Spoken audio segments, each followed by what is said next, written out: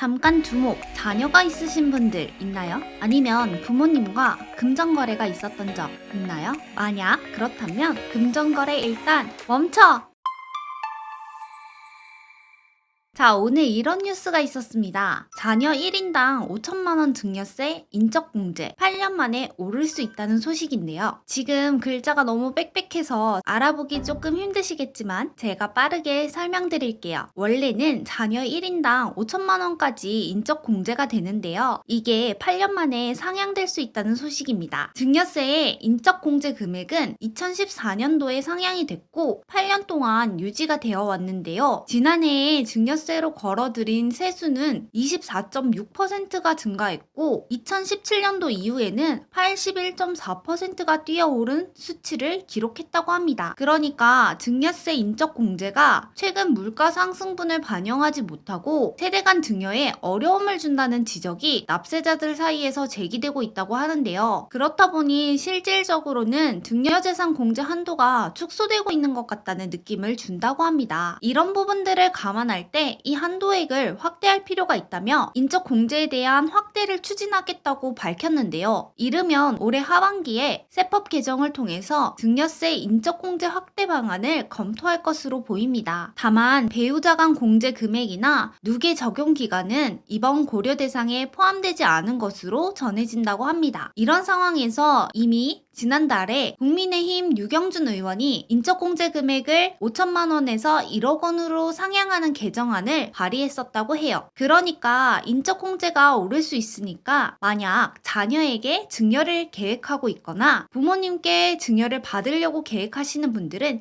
잠시 멈췄다가 공제 한도가 오르면 증여하는 것도 하나의 방법이 될 수 있다고 합니다. 자, 여기까지 증여세 인적공제 한도가 오를 수 있다는 소식을 살펴봤는데요. 이게 근데 내용이 무슨 말인지 정말 모르겠어요. 인적공제는 뭐고 누계 적용기간은 또 뭐야? 라는 분도 계실 거고 뭐야 증여할 때 세금도 있었어? 하는 분도 계실 거예요. 그래서 아주 간단하게 증여세에 대해서 설명드릴게요. 자, 증여가 뭘까요? 증여라는 건 무상으로 소유권을 이전하는 것을 의미합니다. 예를 들어서 여기 하트를 달고 있는 닭이 그냥 이 닭한테 아무런 대가도 없이 돈을 줬다면 이게 바로 증여가 되겠죠. 자, 증여세는 이럴 때 부과가 되는데요. 부의 무상 이전을 원인으로 해서 부과하는 세금을 의미합니다. 그런데 주는 사람이 기준이 아니라 받은 사람이 기준이라서 증여로 받은 사람이 취득한 재산을 과세 대상으로 하고 있고요. 이 받은 사람은 3개월 이내에 신고 납부를 해야 한다고 합니다.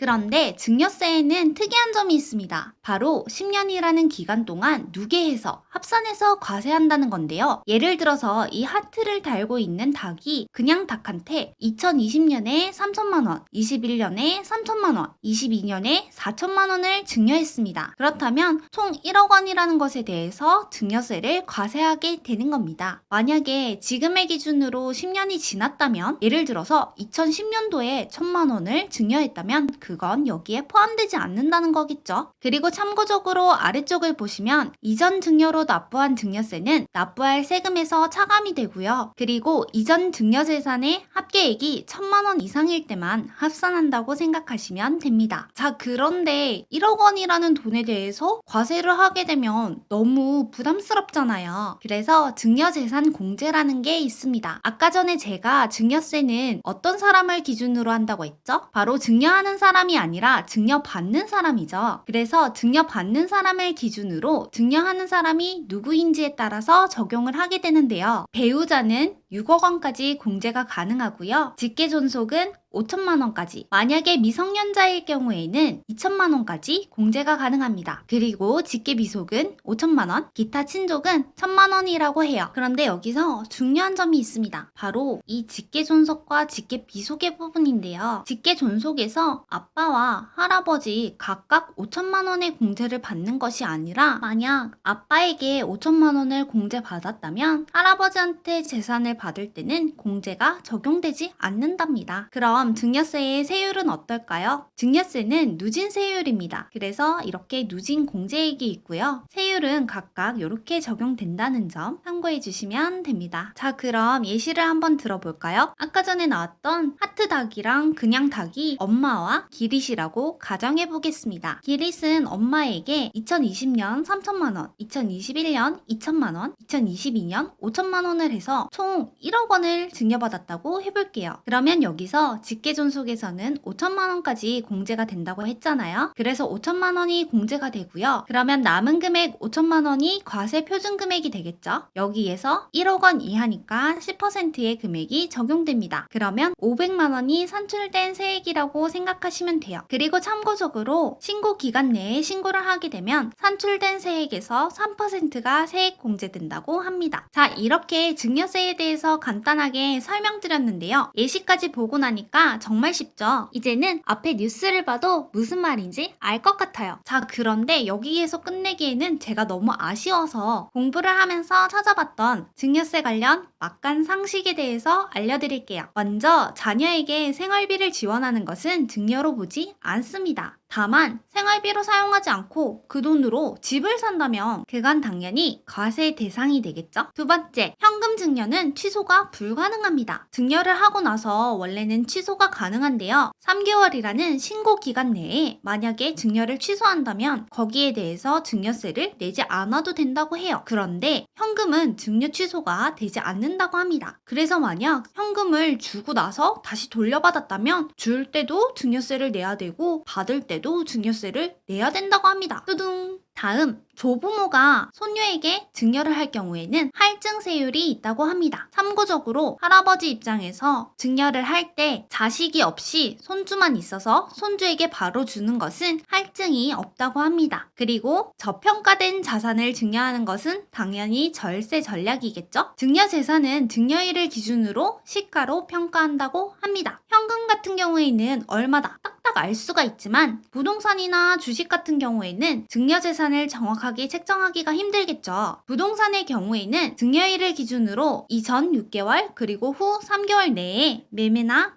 이런 가격들을 보고 그 가액을 기준으로 산정을 하게 되고요. 상장 주식 같은 경우에는 증여일을 기준으로 이전 2개월 후 2개월 해서 총 4개월 동안 종가 기준의 평균액으로 산정된다고 합니다. 다음, 무상으로 대출받은 금액이 2억 원 이하일 경우에는 과세되지 않을 수 있다고 합니다. 이 부분은 살짝 복잡한데요. 만약 무상으로 대출을 받았다면 이에 대해서 소명할 자료가 있어야 된다고 합니다. 2억 원까지는 무조건 증여세가 없어 라는 건 당연히 아니고요. 진짜로 빌린 돈이 맞는지가 가장 중요하다고 합니다. 그리고 이 돈을 꾸준히 갚고 있는지도 중요하고 또 갚을 수 있는 능력도 중요하다고 해요. 예를 들어서 의사인 기릿과 그냥 기릿이 있다고 하겠습니다. 이러면 안 되나?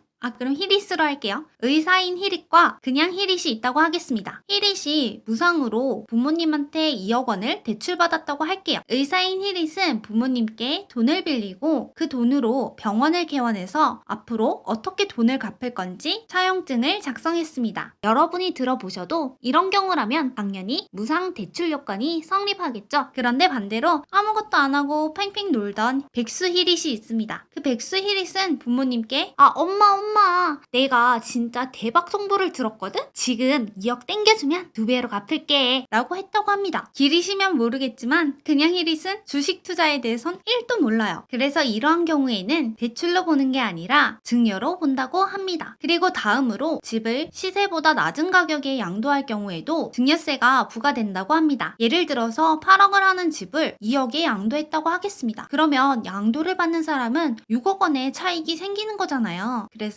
이 부분에 대해서도 증여세가 과세될 수 있다고 합니다.